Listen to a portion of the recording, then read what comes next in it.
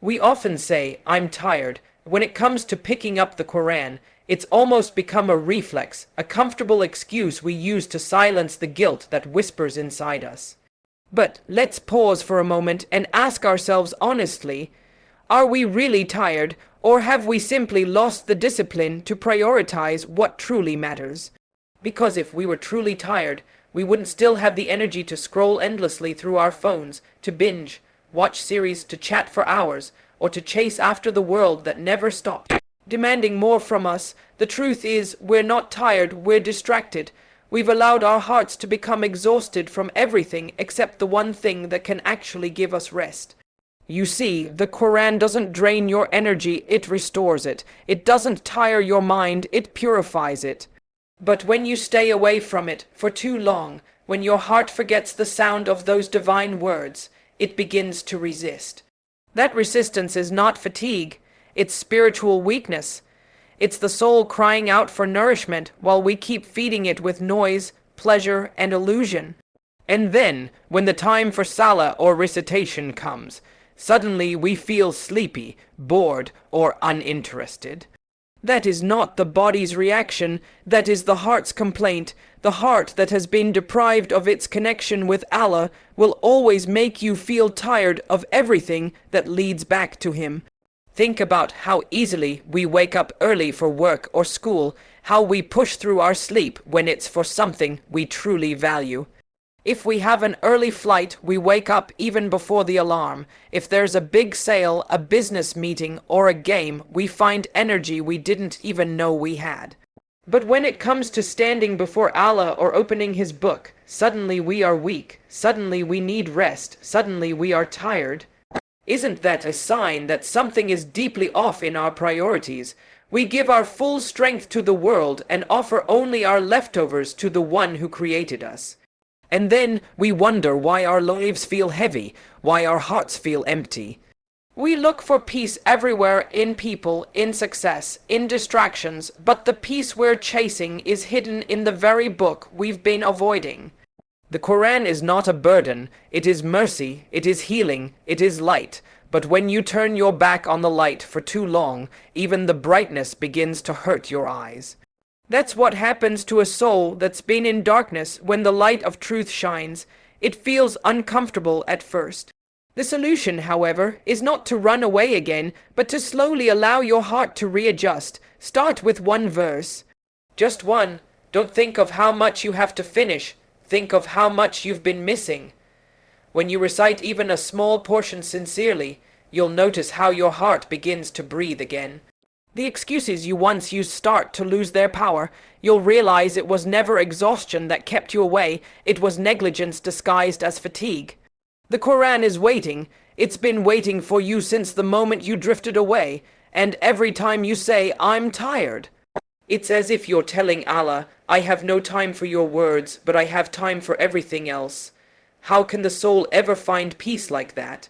How can we claim love for Allah when we neglect the very message He sent to guide and comfort us? You're not tired. You're undisciplined, and the moment you stop lying to yourself and start training your heart to return to Allah's words, you'll realize how much strength was hidden within you all along. The Quran doesn't ask for perfection, it asks for discipline. That's where most of us struggle. We wait for motivation, we wait for the right mood. We wait for that emotional spark to push us toward recitation, but discipline doesn't depend on emotion. It's a commitment you make to Allah, even on the days when your heart feels dry and your mind feels heavy. The truth is, the Quran was revealed not to entertain us, but to train us, to train our hearts, our character, and our habits. Yet many of us treat it like an optional part of life, something we can fit into our schedule if we happen to have extra time.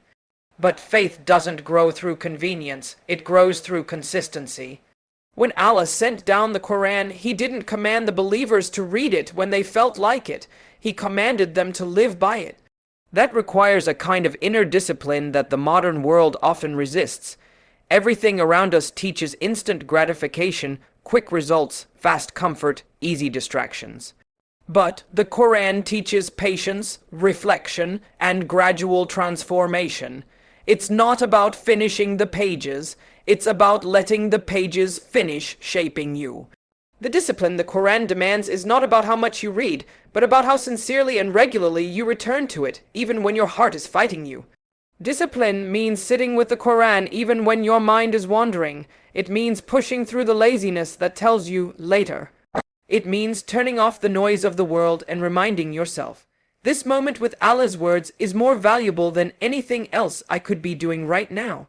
Because when you do that, something begins to change inside you. Slowly, the distractions that once controlled you start to lose their grip. The verses that once felt distant begin to speak directly to you. That's the power of divine consistency. It reshapes your heart without you even realizing it. Look at how we approach the things we care about. A student doesn't master a subject by studying only when inspired. An athlete doesn't build strength by training once a week. A business person doesn't succeed by working when it's easy. In every area of life, discipline separates the successful from the stagnant.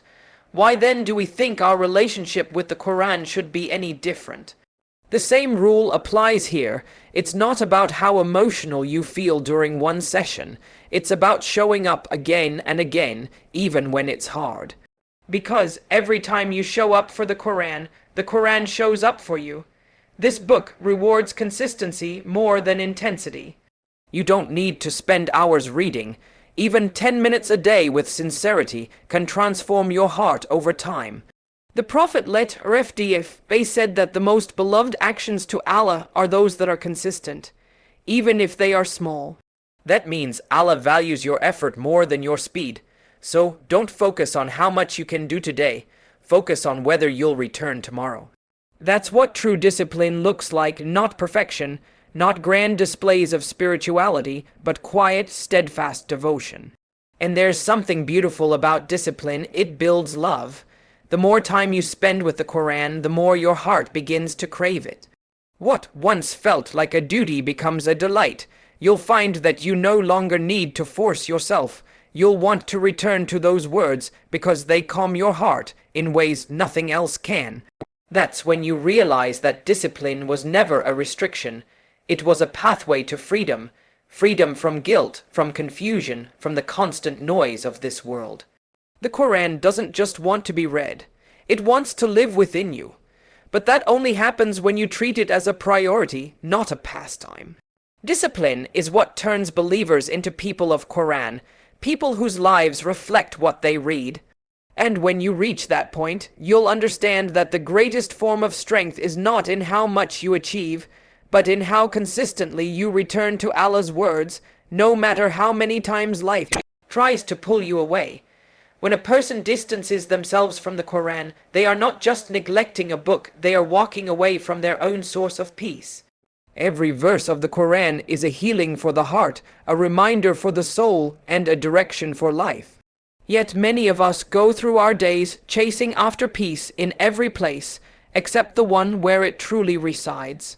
We think a new job will calm our anxiety, a new relationship will fill our emptiness, a bit of entertainment will silence our thoughts, but nothing truly works, does it?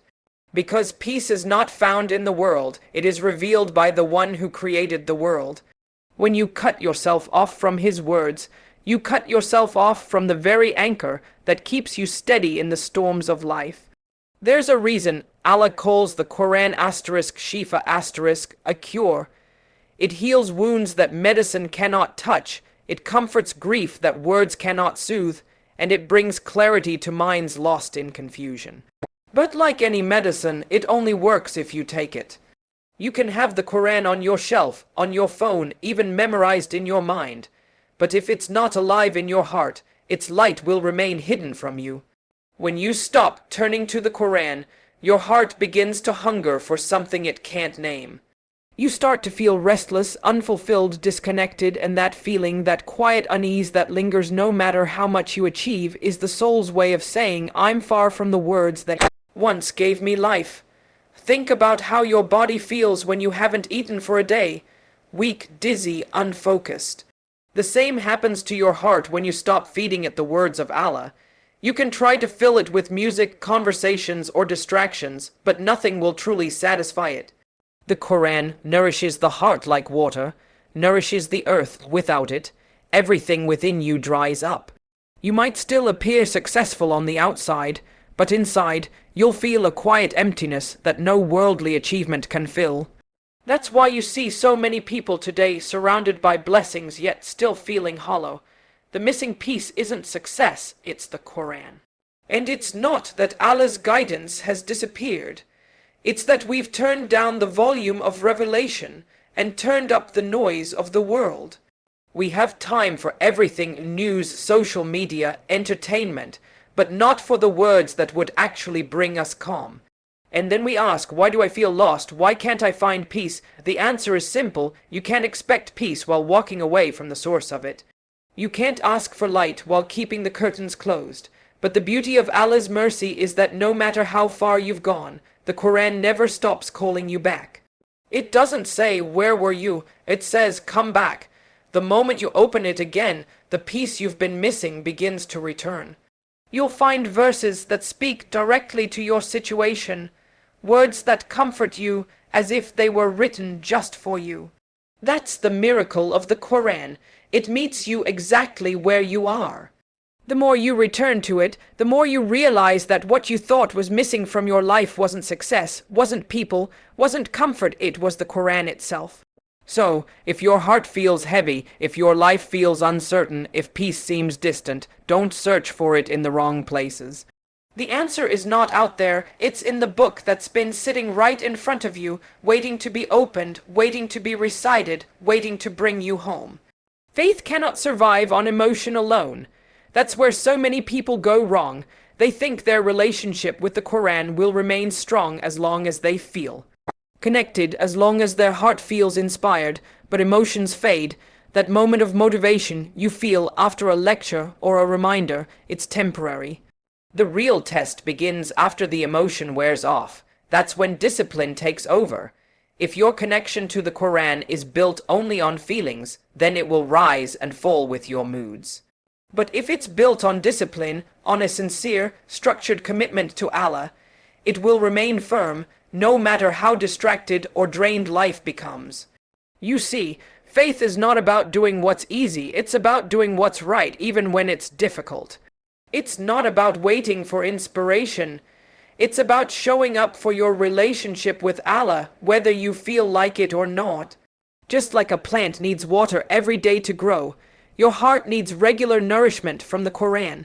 You can't water it once a month and expect it to stay alive. Discipline is that steady watering of the soul, the quiet, consistent act of turning to Allah's words day after day, no matter how small the effort may seem. When you rely only on emotion, your journey with the Quran becomes unstable.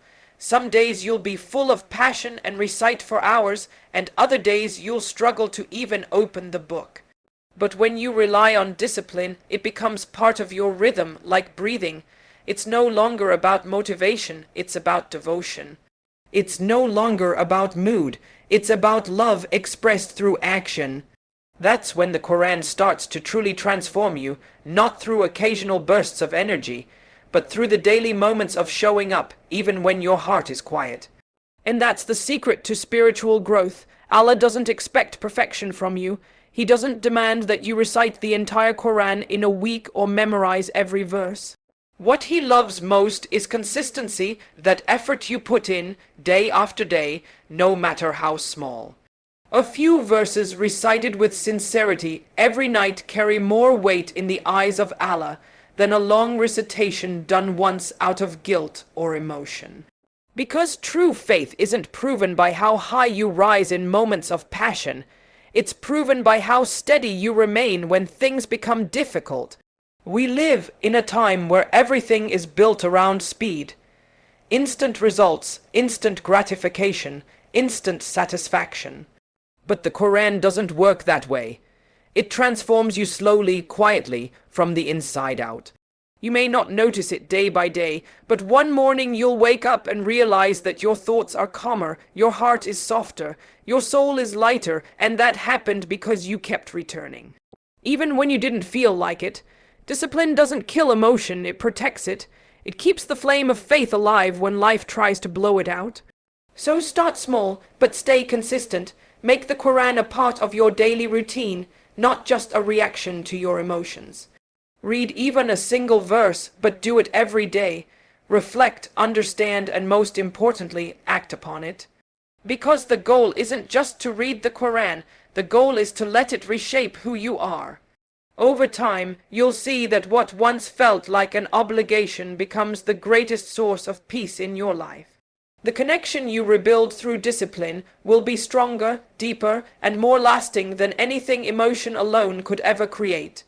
Real love for the Quran isn't proven by how deeply you feel in the moment, it's proven by how consistently you return when the moment is gone.